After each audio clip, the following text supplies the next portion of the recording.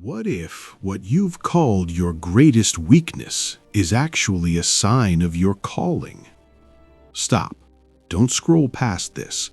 I need you to hear something that nobody else is going to tell you today. Not your family, not your coworkers, maybe not even your closest friend. You have been surviving your whole life believing something is wrong with you. You feel too deeply. You care too much. You see things others refuse to acknowledge. Every time life knocked you down, every job that didn't work out, every relationship that fell apart, every room that turned cold when you walked in, a part of you whispered the same terrible question: why does this keep happening to me? But what if that question has had the wrong answer all along? What if it's not happening to you, but for you? Stay with me. In the next 14 minutes, everything you think you know about your struggles is about to shift. Let me paint a picture. I want you to tell me, honestly, if this sounds familiar. You've always felt a little different. Not in a way you could explain at a dinner table or a work meeting, but in that deep, quiet place inside you that never quite fit the mold everyone else seemed to fill so effortlessly. Maybe it started in childhood. You were the one who felt everything more intensely than the kids around you. The injustice that happened 3 rows over in 3rd grade kept you up at night. You cried at songs. You noticed the sadness behind people's smiles before they even spoke. And then came the harder years, the seasons when it felt like you were being broken down piece by piece.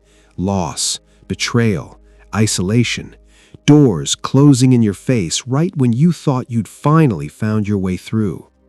You began to wonder, is this my life? Is this all there is? Here's what I want you to think about for just a moment. The Bible, in Ephesians 1, 4, and 5, offers something revealing. It says, He chose us in Him before the creation of the world. He predestined us for adoption to sonship through Jesus Christ. Regardless of your personal faith journey, this idea carries something profound. There is a design woven into your existence that predates your pain. You were not an accident of suffering. You were chosen before any of this began. That's not a small idea. Let it sink in. Across various spiritual traditions, mystics and teachers have echoed this truth in different ways. Those who are called often walk the hardest paths. The depth of your sensitivity is not a flaw. It is the tool you were given for a purpose you haven't fully understood yet. And here's something I want you to hold on to, a question I'll return to because it matters more than almost anything else I'll say today. What if the 5 biggest traps keeping you stuck wear the disguises of virtues? Hold that thought. The answer is coming, and it will change how you see everything. Here we are, the heart of what I want to share with you today. I call these the 5 faces of the trap. What makes them so dangerous and effective at keeping chosen ones stuck is that each one looks like a gift. Each one appears as a strength. That disguise is precisely what makes them hard to recognize. Let's walk through them together. Trap 1, the gift of deep feeling. Sensitivity wearing the mask of weakness. You feel things at a level most people don't even access. You pick up on energy changes in a room before anyone speaks. You sense when something is off, even when everything seems normal. That is not a problem. That is a spiritual antenna. But here's the trap. Because the world has labeled sensitivity as weakness, you have spent years, maybe decades, trying to manage it, suppress it, apologize for it.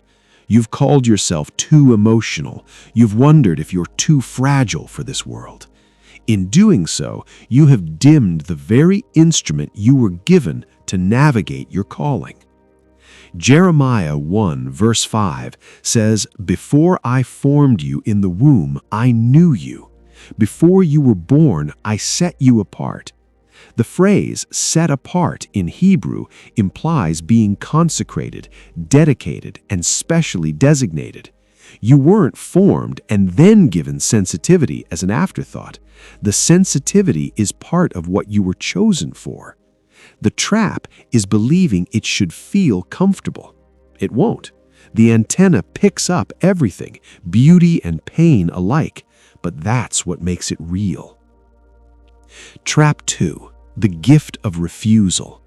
You've never fit neatly into the boxes people tried to put you in. Career paths that seemed obvious to everyone else felt empty to you. Relationships that looked good on paper felt wrong in your gut. Social scripts everyone around you followed seemed to skip over your soul. You've been told in big and small ways that this makes you difficult, impractical, or unrealistic. But the truth is, chosen ones are not made to conform. They are made to transform.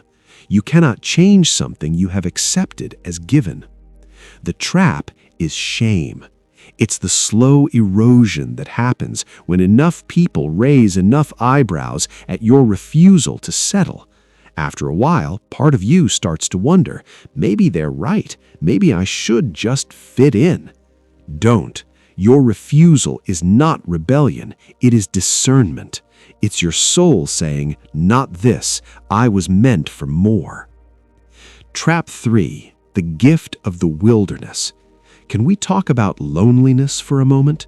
Not the surface-level loneliness of a quiet Friday night, but the deep loneliness. The kind where you stand in a room full of people who are laughing and talking, and you feel completely invisible, completely other. I've seen this theme appear in many lives I've witnessed on this journey.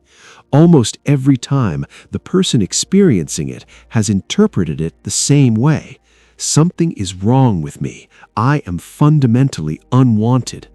But what if the wilderness is not punishment? What if it's preparation?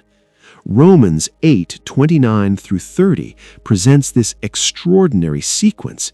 For those God foreknew, he also predestined. Those he predestined, he also called. Those he called, he also justified. Those he justified, he also glorified. There is a process to divine preparation. Moses spent 40 years in the wilderness before he stood before Pharaoh. Joseph endured betrayal and imprisonment before he entered a palace. The isolation was not the end of the story. It was the classroom. Your wilderness seasons have built something in you that crowds cannot. Depth, resilience, a knowing that cannot be borrowed from someone else. The trap is believing that the wilderness means you were abandoned. The truth is, you were led there. Trap 4. The gift of seeing. Here's the one that surprises people most. You have probably spent years managing what you call anxiety or worry, an almost constant awareness of potential problems, patterns others miss, and underlying issues beneath seemingly fine situations. I'm not dismissing that experience. It can be genuinely draining, but I want to gently offer you a different perspective. What if some of what you've been treating as anxiety is actually a form of seeing? The ability to perceive what isn't visible to others is one of the oldest descriptions of prophetic giftings across spiritual traditions worldwide. The seer, the discerner, the one who knows before knowing. The trap is that without understanding this gift, it becomes a burden.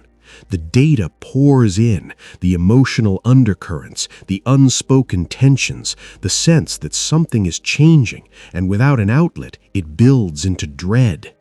But seeing is not the same as suffering. When you understand what you're carrying, it transforms from anxiety into awareness, from weight into wisdom. Pause here. Place your hand over your heart.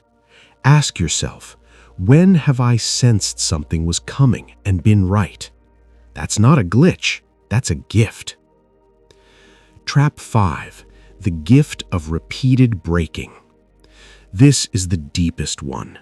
I want to honor it fully because if you've experienced it, you know it doesn't respond well to quick reassurances.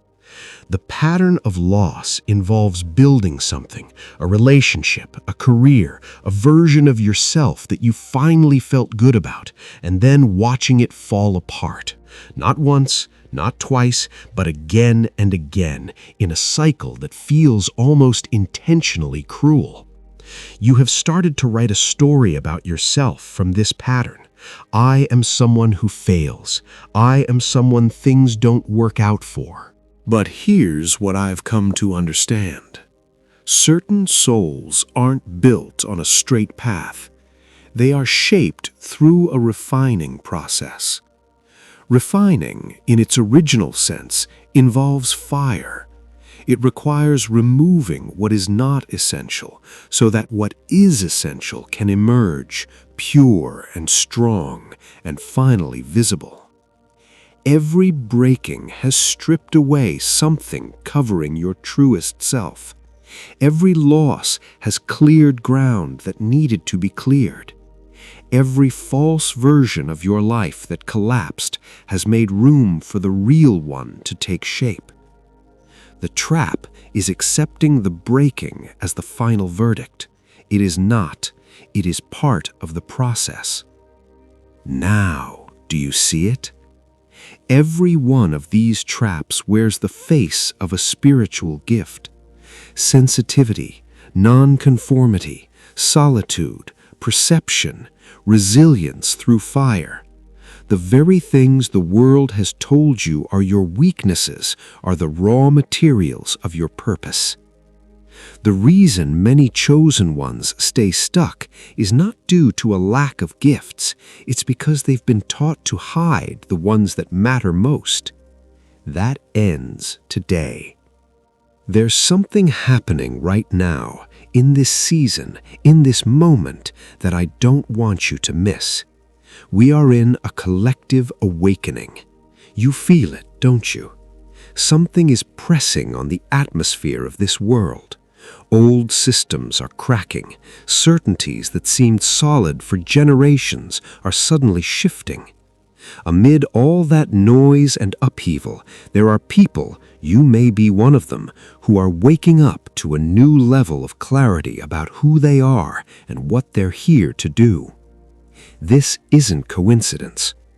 Ancient traditions called these kairos moments, appointed times. Seasons where heaven and earth seem to come together, and those who have been in preparation suddenly awaken. 2026 brings that energy. I've felt it. I've heard it echoed in conversations with people around the world who describe the same thing. A sense of arrival, of completion, of something is finally about to open. And the key to stepping into it is recognition. Not confidence, recognition. You don't have to feel strong. You don't need to have it all figured out. You simply have to recognize what you're carrying. Look at the traps we just named, the sensitivity, the wilderness, the breaking, the seeing, the refusal to conform, and say, I know what this is. I know what I am. That moment of recognition is not the destination, it's the door. Once you can name what's been happening to you, once you stop interpreting your journey through the lens of deficiency and start reading it as the map of a calling, the energy that has been locked in resistance releases. It has somewhere to go. It has a direction. I want to ask you something, and I want you to sit with it honestly. What would change in your life if you fully believed, not as a spiritual concept, but as a lived reality, that everything you've been through has been preparation rather than punishment? let that question do its work. I want to give you something practical now, something you can do, not just think about. I call this the 60-second recalibration, and I want you to do it right now as you listen. You can do it again tonight before you sleep, and again tomorrow morning if you need it. The more you practice it, the more your nervous system begins to trust the new story. Here's how it works. Step 1. Ground. Place both feet flat on the floor. Feel the ground beneath you. Take one slow, full breath in through your nose and release it through your mouth. Just one. Let your shoulders drop. You are here. You are safe. This moment belongs to you. Step 2. Acknowledge. Think of one thing from the traps we just named that you recognize in yourself. Just one. Don't analyze it or judge it. Simply acknowledge it by name. Say it aloud or in your heart. I see this in me. Acknowledgement is not the same as accepting limitation. It's the beginning of authority. Now, in the same breath, give it its true name. If you named your sensitivity, say, "This is my antenna." If you named your isolation, say, "This is my wilderness preparation." If you named your pattern of loss, say, "This is my refining fire." Say it like you mean it, because you should, because it's true. Place your hand on your heart, take another breath, and say these words slowly, letting each one land. I was chosen before I understood the choice. I was prepared in the places that broke me. I am not behind. I am not damaged. I am becoming exactly what I was made to be. Take a breath. How do you feel right now? Even if it's subtle, a slight softening in your chest, a flicker of hope, that is real. That is your nervous system beginning to release a story that has held you back for a very long time. Now, I want to offer you a gentle warning, not to frighten you, but to protect what you just did. The moment of recalibration is also the moment you become a target for the old story to rush back in. It knows how to find the gaps. Maybe it sounds like a memory surfacing in the next few hours. Maybe it's a conversation with someone who has always seen you through a lens of limitation. Maybe it's your own voice growing quiet and skeptical in the back of your mind. When that happens, and it will, I want you to remember something. The old story has momentum, but momentum is not the same as truth. A boulder rolling downhill has great momentum, but boulders can be stopped. What you just did in those 60 seconds was significant. You interrupted a pattern. You planted a seed of a new narrative in soil that has waited for it. Protect it. Choose carefully in the next 24 hours which voices you let near this new thing growing in you. Not out of fear, but out of stewardship. You've been entrusted with something precious. Act like it. I want to speak directly to you now. Not the general you I've been using. You, the specific person who clicked on this video today.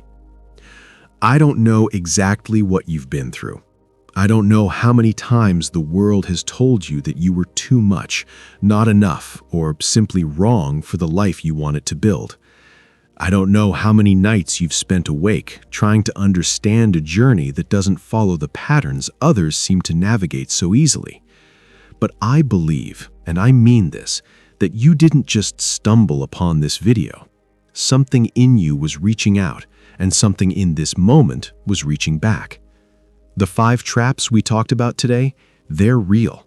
They explain why so many gifted, sensitive, purpose-driven people spend years circling the edge of their calling without stepping into it. Not because they lack gifts, but because no one ever gave them the words to understand what they carried. You have those words now. And here's what I want you to know before we wrap up. This isn't a one-time realization. It's an ongoing journey. What you've started to see today, it will deepen. You will look back at parts of your life and see the hand of preparation where you once only saw the pain of loss. You will meet your gifts again, this time without apology. That's what this channel is for. We are creating something here, a community of people who are done shrinking, done explaining away their gifts, done waiting to be picked by a world that wasn't built to recognize them. If today's video stirred something in you, and I believe it did, I want to hear from you. Here's your invitation. In the comments below, finish this sentence. The trap I recognized in myself today is blank, and its true name is blank. Use the names we discussed today. Share your insights. Read the other comments. You will find your community there. And if you're ready to explore further to the next level of what we're discussing together, there's a full video waiting for you that walks through what happens after this recognition. The next phase, the activation. It shows what it looks like when someone who is chosen stops surviving and starts moving forward. That video goes live this week, and I don't want you to miss it. Hit subscribe, turn on the notification bell. This journey is just beginning. One last thing, and I say this sincerely, not as a script. The fact that you've made it this far in a video that asks tough questions and provides real answers instead of easy comfort, that says something about you. It shows you're ready to go deeper. You're ready for the real work. So go do the ritual again tonight. Say the affirmation out loud in the dark before you sleep. And tomorrow when you wake up, notice if something feels, even just a little, lighter. Because it will. And that lightness, that's you coming home to yourself. I'll see you in the next one. Generate by AI.